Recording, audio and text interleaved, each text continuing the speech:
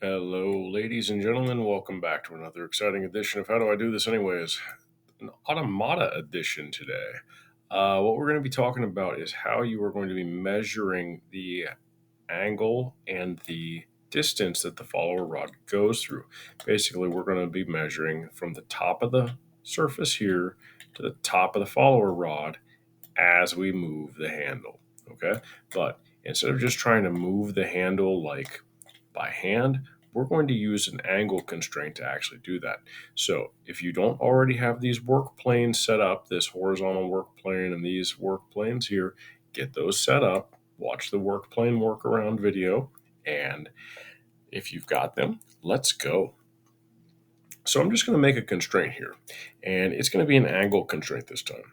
And I'm just going to pick this simple angle that's first, right there, directed angle, and I want to select that between this work plane that's going through the handle and this horizontal work plane right there. Hear the click? That means things went well.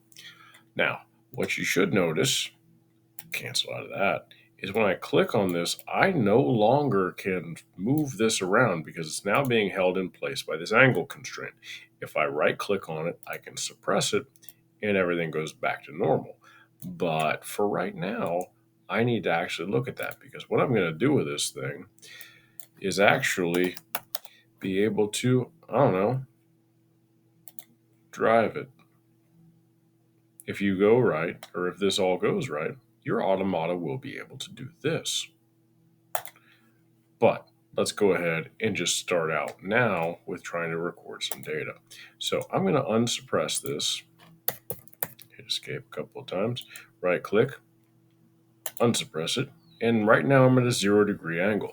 So right now I want to grab my inspect tool and I want to measure from here, the top surface,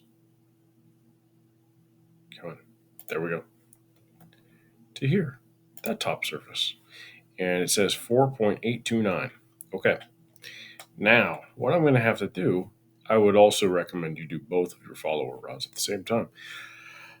What we're going to have to do is we're going to have to change this by some equal angle in interval. So click done here. So I'm going to go ahead and click 45, accept it.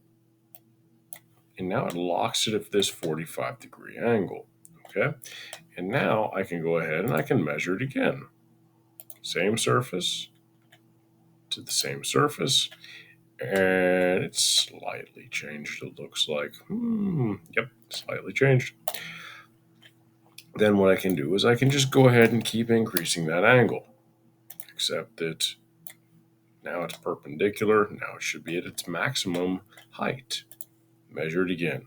Now, as you're measuring these values, I do strongly recommend you put them into a chart on a piece of paper or just transfer them immediately into a spreadsheet so that way you have your records of the angle and the height that the follower rod goes to.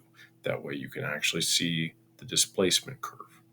So hopefully this helps you out. Oh, and by the way, you're not going to be able to move this thing again until you suppress that. Okay? Don't delete it once you're done. Suppress it because at the end of this, you're going to want to drive that to watch your whole automata box go. So hopefully this helped you out. And if you have any questions, please let me know.